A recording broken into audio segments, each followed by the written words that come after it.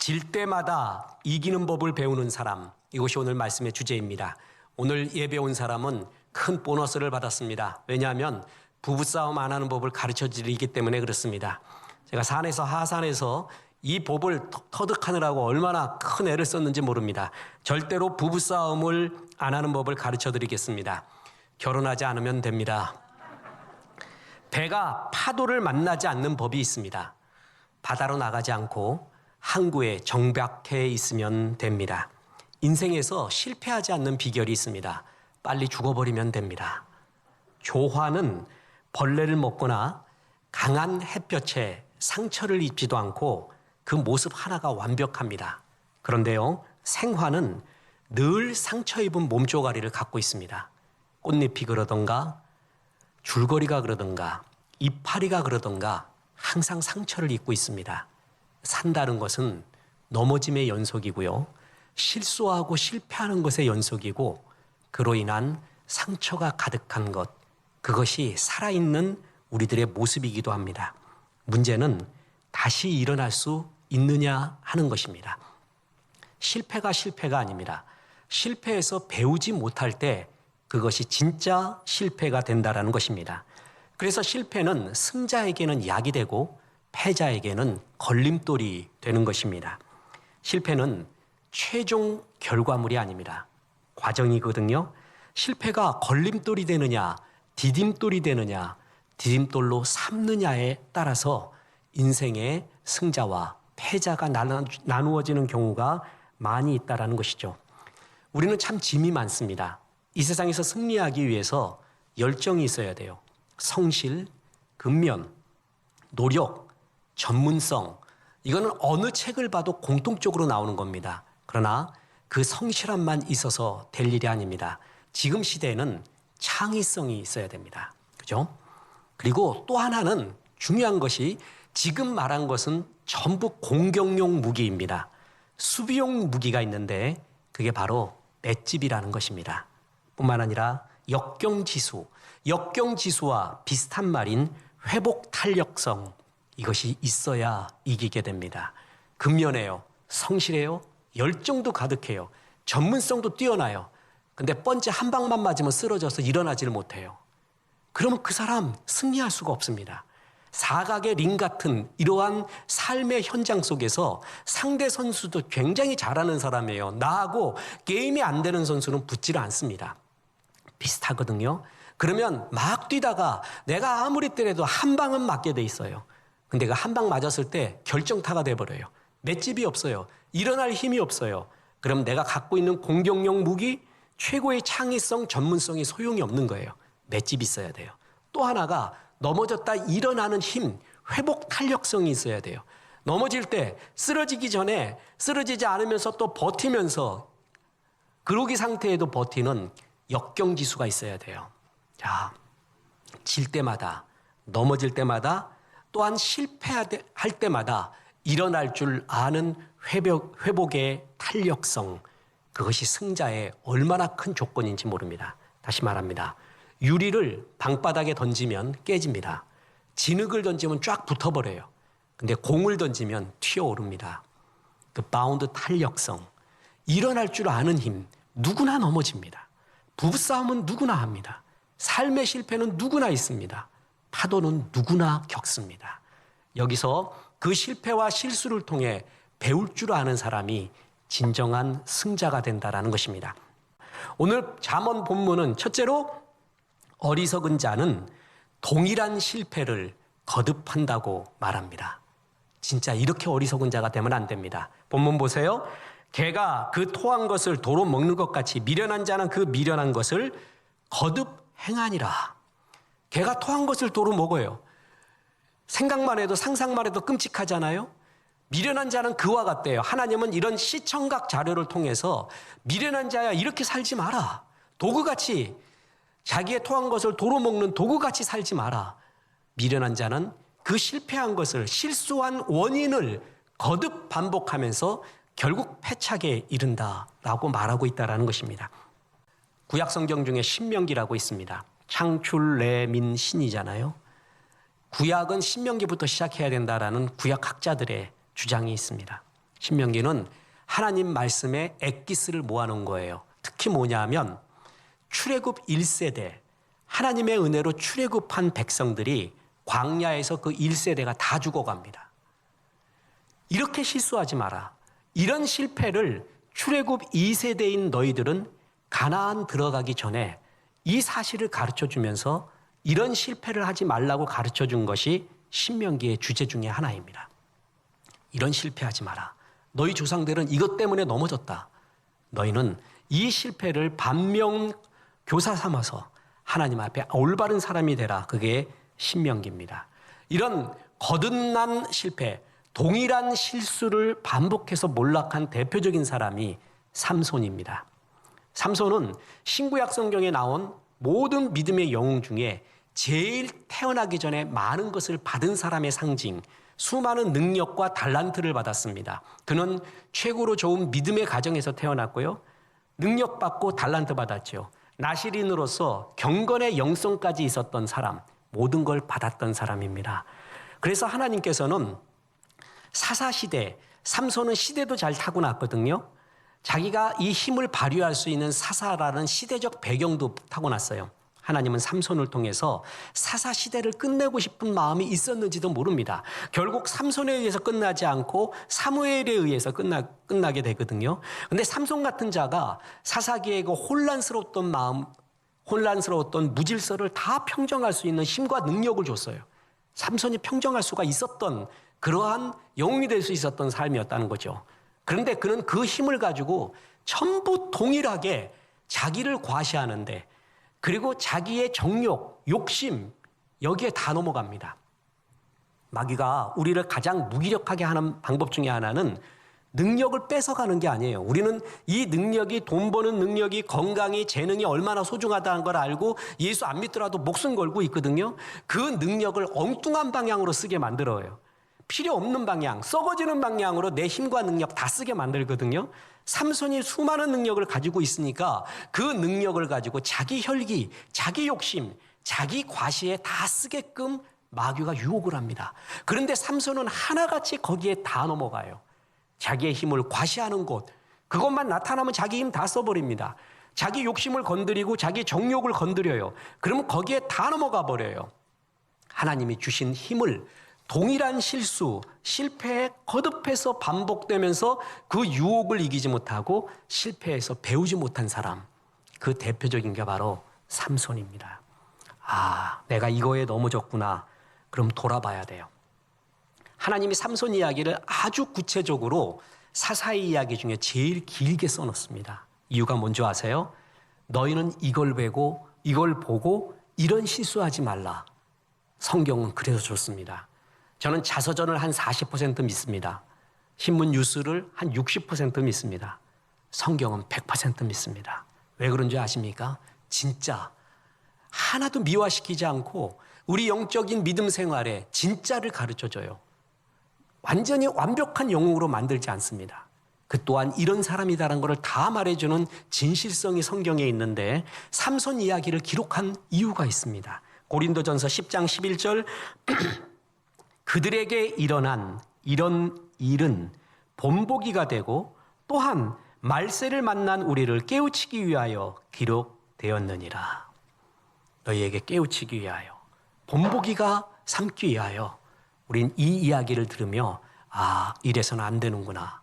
우리는 실수와 실패를 통해 거듭거듭 배워야 되는데 미련한 자는 배우지 않고 거듭 행한다라는 것입니다. 본문을 다시 보십시오. 개가 그 토한 것을 도로 먹는 것 같이 미련한 자는 그 미련한 것을 거듭 행하느니라. 이게 미련한 자잖아요. 잠언의 수사법, 하나님은 우리의 귀에 쏙 들어오게끔 말씀을 많이 해요. 특히 잠언에는 그런 수사법이 많은데 악인과 의인을 대조해서 말해요. 자, 지금 이것은 악인, 미련한 자의 모습이거든요. 이거를 역설적으로 뒤집어서 한번 보십시오. 개가 그 토한 것을 도로 먹는 것 같이 미련한 자는 그 미련한 것을 거듭 행하느니라. 그런데 지혜로운 자는 미련함을 거듭 행하지 않고 배우느니라. 바로 그 얘기입니다. 이 말씀을 뒤집으면 바로 그 얘기예요. 지혜로운 자는 깨닫는다는 거예요. 그리고 그 실수를 거듭하지 않고 깨달으며 그 실수와 실패를 통해 배워간다. 그것이 잠언의 오늘의 말씀입니다. 바둑 좋아하십니까? 저는 신학교로 들어오고 풀타임으로 하나님께 서약한 다음에 서약을 한 게 3가지가 있는데 그 중에 하나가 바둑 안 두는 겁니다. 그 위기가 MDB 때 기숙사 생활하는데 바둑 붐이 일었어요. 그 전도사들 사이에서. 그때 손이 달달달달 떨렸습니다. 그래서 참고 났더니 이제 괜찮아요. 바둑에서 바둑의 철학 가운데 참 배울 만한 게 소탐 대실입니다. 작은 걸 탐하다 큰 걸 잃는다고. 초보자들이 바둑에서 제일 쾌감을 느끼는 게 빵따냄이라고 아세요? 아다리 하고 난 따내는 거. 그 통쾌함 5개 따먹어요. 10개 따먹어요. 근데 고수들은 다 따먹게 내버려둬요. 내 거 한 5개 갖고 가라. 10개 갖고 가라. 그래서 그거 따먹다 보면 대마가 다 져버려요. 크게 포위해서 다 져버려요. 고수들은 빵 따냄에 목숨 걸지 않죠. 근데 하수들은 소탐 대실, 작은 걸 탐하다가 큰 걸 잃습니다. 작은 걸 탐해요. 큰 게 뭐죠? 신뢰예요, 신뢰. 그에 대한 믿음. 이건 잃으면 다 끝나는 거고요. 얻으면 다 얻는 겁니다. 바둑의 철학 중에 소탐 대실이라는 게 크고요. 저는 바둑에서 배운 최고의 철학은 복기였습니다. 한 1급 정도 되면 복기가 가능합니다. 복기가 뭐냐면 둔 바둑을 그대로 다시 두는 거예요. 얼마나 신경 쓰고 얼마나 집중해서 뒀으면 그 바둑이 자기가 뒀던 거를 다 외우겠습니까? 바둑이 안 느는 사람은요, 모내기 하듯이 짚는 사람이 있죠. 이만큼 짚고 요이 땅 하면 계속 짚어. 그래갖고 둘이 20분이면 끝나. 그 사람 바둑 절대 안 늡니다.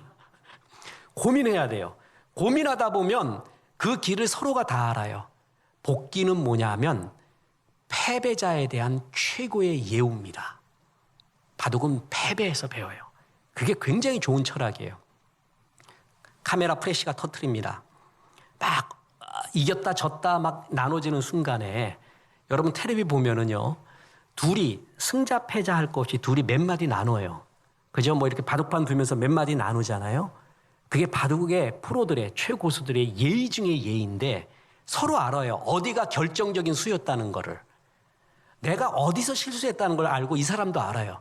그때 그 얘기를 해주는 거예요. 이수, 나는 이 생각했다. 그럼 내가 여기서 패착이구나. 그 한두 마디, 그게 바둑을 결정적으로 배우는 힘이고, 또한 나중에 복기를 합니다. 다시 다 둬봅니다. 거기서 패자가 결정적인 걸 배우는 계기가 복기에 있습니다. 돌부처라는 별명 갖고 있는 이창호 씨 아시죠? 참 막강한 사람이에요.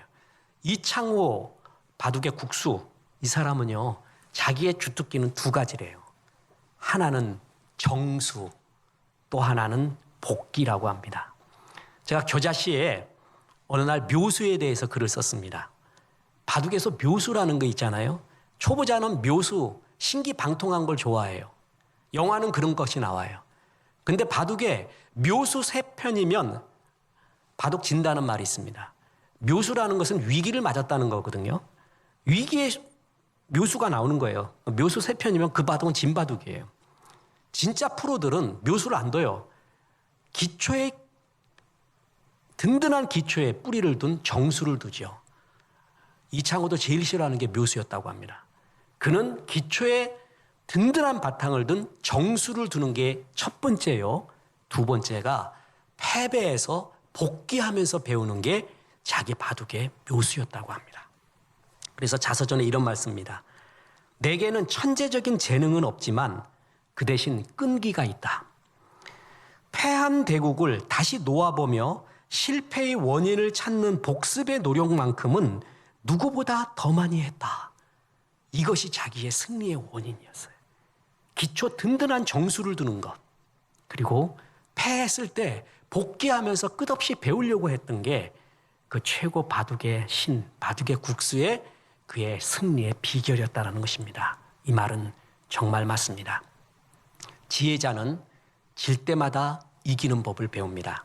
신앙인은 질 때마다, 고난이 올 때마다, 넘어질 때마다 배우는 최고가 뭔지 아십니까? 자아가 죽는 것입니다. 신앙인의 고난은 한마디로 자아가 죽는 거예요. 하나님이 제일 쓰기 어려운 사람, 자아가 강한 사람입니다. 능력도 있고 재능도 있고 모든 걸 갖고 있어요. 자아가 강해요. 이 사람은 순종하지 않습니다. 자기가 맞는 것만 합니다. 자기가 옳다는 것만 합니다. 순종하려고 하지 않아요. 비합리적인 것, 이성에 맞지 않는 것, 이런 것은 전혀 받아들이지도 않고 자기가 다 옳아요. 제일 힘든 사람, 하나님이 쓰기 제일 힘든 사람이 자아가 강한 사람이에요. 목사로서도 제일 힘든 사람이 누구냐 하면은 전 자아가 강한 사람이라고 확실하게 말할 수 있습니다. 어떤 분이 그래요. 목사님, 제가 교회의 짐덩어리가 돼서 죄송합니다. 맨날 이렇게 실수하고 실패하고 목사님 손 들고 옵니다. 면목이 없습니다. 맨날 기도만 받아야 되고 제가 왜 이렇게 살아야 될까요? 그런 사람은 사랑스러워 죽겠습니다. 그런 성도에게 하는 말이 있습니다. 당신을 위해 교회가 있는 겁니다. 당신을 위해 목사도 있는 겁니다. 그런 사람 정말 사랑스러워요. 좋아요. 그런데 자아가 강한 사람이 있어요. 빈틈도 없어요. 어긋남도 없는 것 같아요. 그런데 자아가 강해요. 순종하지 않아요. 다 자기가 옳대요. 이런 사람 주님 쓰기가 제일 힘든 사람이에요. 고난을 통해서 배우는 게 뭔지 아세요? 신앙은 자아가 죽는 거예요. 그 자아, 제일 강했던 사람의 상징이 야콥입니다. 태어날 때부터 형님 발꿈치 잡고 이렇게 태어나고요.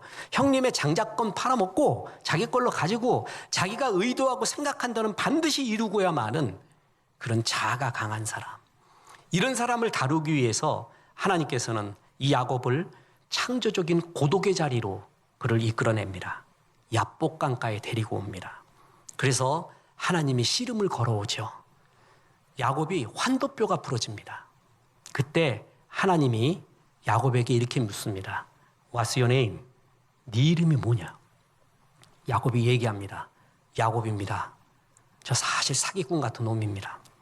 저 사실 이렇게 살아왔습니다. 그제서야 자기의 진짜 고백을 합니다.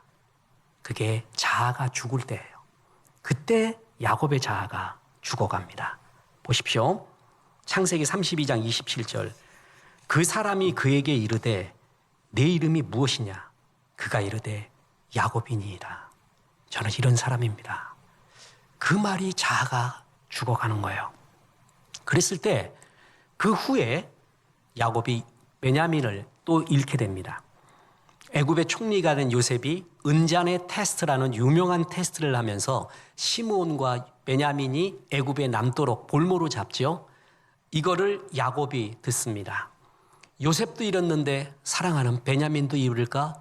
옛날의 야곱 같으면 난리부르스를 해버립니다. 반드시 찾아와라. 너 베냐민 못 찾아오면 니들 다 죽는다. 어떻게든 찾아와라. 수단과 방법을 가리지 마라. 이게 야곱의 자아였어요. 그런데 야곱의 고백을 들어보십시오. 창세기 43장 14절입니다. 전능하신 하나님께서 그 사람 앞에서 너희에게 은혜를 베푸사 그 사람으로 너희 다른 형제와 베냐민을 돌려보내게 하시기를 원하노라. 내가 자식을 잃게 되면 이르리로다. 하나님을 뭐라 그러냐면 전능하신 하나님, 엘 샤다이. 자아가 센 사람은 하나님을 전능하다고 생각하지 않습니다. 자기가 다 할 수 있다고 생각합니다. 자기가 다 컨트롤할 수 있다고 생각합니다. 그런데 자아가 죽고 겸손해질수록 하나님에 대한 고백이 전능하신 하나님, 엘샤다이. 하나님 앞에 모든 능력과 섭리와 은혜가 있지. 그 고백을 하면서요. 그 하나님이 베냐민 돌려보내게 해주시면 너무나 좋겠다. 그런데 그렇지 않더라도 내 자식을 잃게 되면 이뤄야지 어떡하겠는가. 그것이 주님의 뜻이라면 이거는 야곱의 고백이 아닙니다. 그 옛날 자아가 강했던 야곱의 고백이 진짜 아닙니다. 그는 자아가 정말 죽어버린 거예요. 주님 앞에 정말 부드러운 존재, 주님이 언제든 쓸 수 있는 존재, 그런 존재로 변해간 거예요. 고난이 그리스도인은 자아가 죽게 합니다. 그래서 고난 속에서 우리는 끝없이 우리를 죽이며 그리스도의 형상, 그리스도의 인격대로 닮아가는 성화가 우리 가운데 이루어질 수가 있다는 것입니다. 뉴욕대학교 스턴 경영대학원 교수이자 현재 영미문화권에서 가장 주목받는 지식인이 있습니다. 그의 이름은 스콧 갤러웨이. 참 소개해주고 싶은 지식인입니다. 이 사람이 4차 산업혁명 시대를 지배하는 승자들의 빅4, 구글, 아마존, 페이스북, 애플, 이 빅4, 원어에 의하면 더4라고 돼 있어요.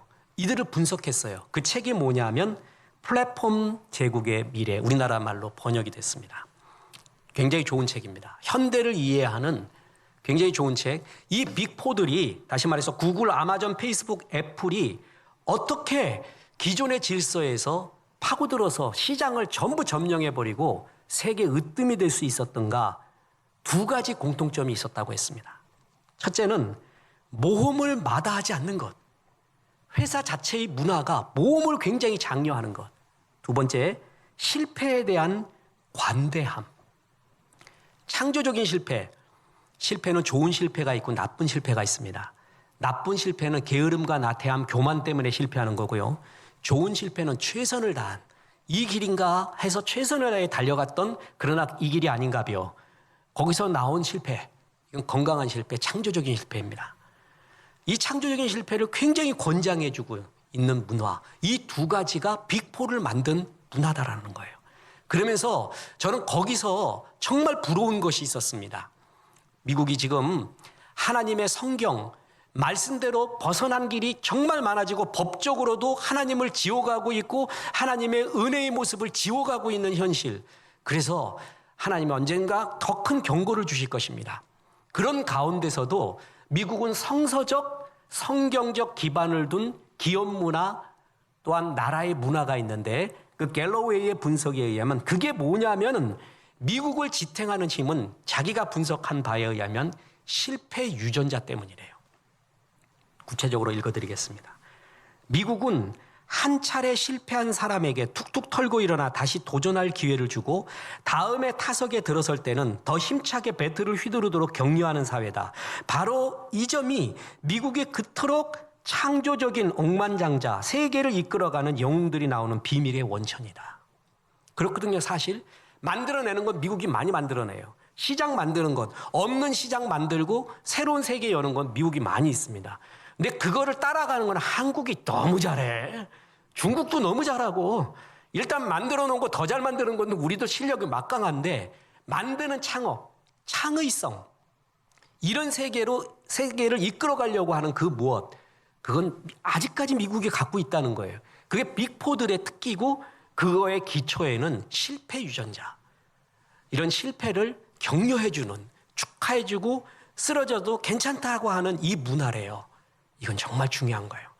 선진국은 바로 이런 겁니다. 가정에서도, 기업에서도, 교회에서도 창조적인 실패를 한 사람에 대한 축하와 격려, 그것이 그 사람을 결정적으로 크게 해요. 실수하고 실패했는데 죽여요, 그냥 아주. 그러면 실패하지 않는 것이 내 인생의 목표가 돼요. 최성의 안전빵, 창의적이고 달려가는 건 없고 안정적인 거. 그런데 지금 세대는 존 커터 교수가 말하듯이 Our iceberg is melting. 우리의 빙산, 최고의 기초가 든든하다는 것까지 녹고 있는 현실 가운데 안전은 없다는 거예요. 끝없는 도전과 창의성이 지금 필요한 시대인데, 그러기 위해서는 실패를 두려워해서는 그 문화 속에서는 창의성이 나오지 않는다는 것이죠. 미국의 최고의 강점은 실패 유전학, 실패 유전자가 있다. 굉장히 좋은 분석이었습니다. 우리 주님이 그렇습니다. 끝없이 일으켜줍니다. 다시 일으켜주고 다시 일으켜주고, 그리고 말합니다. 얘야, 걔는 그 토한 것을 도로 먹으면서 실패자 아기는 거듭 실수와 실패를 반복한다. 넌 그러지 마라. 실패해서 그 실패의 비용보다 더 큰 교훈을 배워라. 질 때마다 이기는 법을 배워라. 그게 주님의 말씀이고. 그래서 보세요. 실제 기업들마다 유명한 기업이 실패 파티라는 것을 많이 합니다. 실제로 하고 있는 거 아시죠? 책에도 많이 나오고 다큐에도 소개하잖아요. 앵그리버드 게임을 개발한 슈퍼셀. 여러분, 이 회사가요, 게임 개발한 것 중에 성공 확률이 2%래요. 20%가 아니라 2%래요. 나머지 98은 다 실패하더래. 2% 갖고 먹고 사는 거예요. 그런데 끝없이 실패하라고 얘기한대요. 그 속에서 창의적인 게 나오니까. 제약회사의 실패 확률은 말하면 여러분 시험 들 겁니다. 그리고 보도하는 사람마다 그것을 얘기하는 사람마다 틀려갖고 그거는 설교를 할 수가 없을 정도인데 정말 이럴까 할 정도입니다. 이도 안 돼요. 다 실패래요. 이것도 실패, 저것도 실패, 저것도 실패. 아스피린 하나 나오기 위해서 실패한 거 아세요? 근데 그거 하나 떠가지고 나중에 다 승리한 거예요. 그런데 그 실패를 권장하는 문화가 아니면 그게 안 나온다는 것이죠. 3M 아시죠? 아이디어의 상징입니다. 특히 포스트잇, 또 수세미부터 시작해서 자동차 썬팅까지 3M은 아이디어의 상징이에요. 이 3M의 기업 문화도 실패약, 실패 격려, 실패 파티를 합니다. 그래서 갈틴 사장은 넘어지지 않으려면 걷지 마라. 실패하지 않으려면 앞으로 나가지 마라. 실패하면서 배워내라. 알아내라. 이게 회사 철학입니다. 일본 혼다사 아지요? 여기는 또 파티까지 하는 게 아니라 실패 왕까지 제도를 둡니다. 1년에 한 번 상 주는데 영업상, 잘 판매한 상, 발명왕상이 아니라 실패 왕한테도 주는데 무려 100만 행을 준대요. 잘했다 너 실패. 그 실패 잘한 거다. 우리 많이 배웠다. 또다시 달려가라. 실패학뿐만이 아니라 실패 파티까지 열어주는 문화. 그 속에서 이기게 되고 이것이 기업 문화지만 또한 미국의 어떤 문화지만 성경은 우리를 더욱더 실패해도 주님이 이렇게 세워준다라는 하나님의 약속이 있다라는 것이죠. 사람들은 3번 실패하면은요, 3번째는 죽여버립니다. 뭘 보면 아냐면 이솝우화의 양치는 소년 거짓말 보면 알아. 3번까지는 안 속아. 2번까지는 관대해서 속아줘요. 3번 실패하면 눌러버리거든요. 그런데 우리 주님은 7번, 아니 70번이라도 다시 일으켜 세워준다고 합니다. 그 관대함, 그것이 가정을 살리고요, 애를 창의적인 사람, 최고의 사람으로 이끌 수 있는 비료를 만들어줍니다. 저는 끝으로 한 사람의 시를 소개하고 마칠까 합니다. 시인의 이름은 정진규, 시는 서서 자는 말. 아빠가 자기를 표현할 때 자기 누워서 안 자고 서서 잔대요. 이유가 있습니다. 그 시에 이런 구절이 나옵니다. 내 아들은 유도를 배우고 있다. 이태 동안 넘어지는 것만 배웠다고 했다. 낙법만 배웠다고 했다. 넘어지는 것을 배우다니. 네가 넘어지는 것을 배우는 동안 나는 넘어지지 않으려고 길을 쓰고 살았다. 한 번 넘어지면 그뿐 일어설 수 없다고 세상이 가르쳐 주었기 때문이다. 잠들어도 눕지 못했다. 나는 서서 자는 말. 아들아, 아들아, 부끄럽다. 흐르는 물은 벼랑에서도 뛰어내린다. 밤마다 꿈을 꾸지만 애비는 서서 자는 말. 아들놈 유도를 가르쳐 줬더니 이놈이 업어치기, 허리 후리기, 빗당겨치기, 허벅다리 후리기 이런 거 배워올 줄 알았더니 이태 동안 낙법만 배웠대요. 넘어지는 법, 둥글게 구르는 법만 배웠대요. 그걸 보고 아버지가 느끼는 것이 있는 겁니다. 아그야, 네가 낙법 배우는 동안 아버지는 그동안 넘어지지 않는 법 배웠다.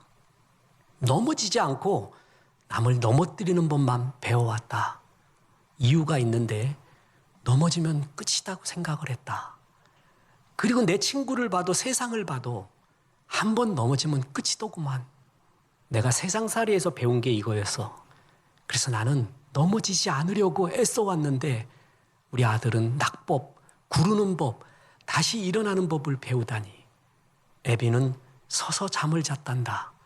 아프리카 세렝게티 초원에서 사자나 하이에나가 언제 뛰어날 줄 모르니까 얼룩말들은 새끼 보호하기 위해 서서 잔다고 합니다. 얼른 뛰기 위해. 애비는 누워도 잠자지 못했고 서서 잠을 잤단다. 부끄럽구나. 넘어질 수도 있는 건데, 다시 일어날 수도 있는 건데 이렇게 생각하지 못하는 애비가 부끄럽구나. 그래도 아버지의 마음이 굉장히 공감이 가지 않습니까? 현실이 그렇잖아요. 넘어지면 다시 일어나기 어려움. 사회가, 공동체가 진짜 성숙하려면 실패자가 다시 일어나는 격려의 문화, 그것이 위로의 문화가 너무 중요합니다. 우리는 배워왔습니다. 그래서 넘어지면 안 된다. 절대 이를 악물고 실패하지 마라. 그것은 성경적이지가 않습니다. 세상은 3번 넘어지는 것을 보지 못하지만 주님은 우리에게 약속한 것이 있습니다. 네가 7번 넘어져도 내가 도와주리라. 보십시오. 잠언 24장 16절. 대저 의인은 7번 넘어질지라도 다시 일어나려니와 악인은 재앙으로 말미암아 엎드러지느니라. 악인, 하나님이 없는 자는 완샷에 날아가지만 하나님이 함께하는 너는 7번 넘어질지라도 내가 다시 일으켜 세운다. 일으켜 세울 뿐만이 아니라 그 실패에서 수없이 배우게 만들겠다. 성경적 가치관이 있는 사람, 말씀만 암송하지 말고요. 진짜 그 가치관이 내 삶 속에 있어야 돼요. 실패할 수 있다. 그러나 미련한 자는, 악인은 실패를 거듭하지만 나는 이 실패에서 배우리라. 나를 돌아보리라. 내 자아도 죽이고 거듭거듭 배워서 질 때마다 이기는 법을 배우리라. 그게 성경적 가치관이에요. 그래서 여러분, 징계 왔어요. 실패가 왔어요. 난 끝났다, 넘어졌다, 이런 믿음 없는 말 하지 말고 난 또 하나 배웠다. 이렇게 하면 안 된다는 것을 또 하나 배웠다. 이것이 성경적 가치관을 가진 믿음의 사람들의 이야기입니다. 성경은 이토록 굉장히 현실적입니다. 다시 말합니다. 제사장적 말씀, 제사장으로 말씀하시고 선지자로 말씀하시고 지혜자로 말씀하신다고 했어요. 하나님의 말씀의 루트는 3루트예요. 우리나라는 또 특히 우리 한국 사람은 제사장적 말씀, 선지자적 말씀은 굉장히 익숙해요. 좋아해요. 그런데 지혜자적인 말, 이게 성경에서 굉장히 중요한 한 부분인데 그 부분에는 귀를 닫아요. 그래서 굉장히 저 사람 신앙도 좋은 것 같고 전도도 하고 뭐 하는 것 같은데 대인관계 꽝이고 말하는 거 꽝이고 사람한테 사랑도 못 받고, 그 이유는 뭐냐면 이 지혜자적인 말씀이 약하기 때문에 그렇습니다. 이건 굉장히 중요한, 현실에서 되게 중요한 현실 승리의 필승의 요건 중에 하나가 바로 이런 말씀들이에요. 우리는 계속 그 말씀을 살펴보고 있습니다. 그 중에 뭐예요? 실패, 실수, 누구든 할 수 있다. 그러나 거기서 계속 배워가라.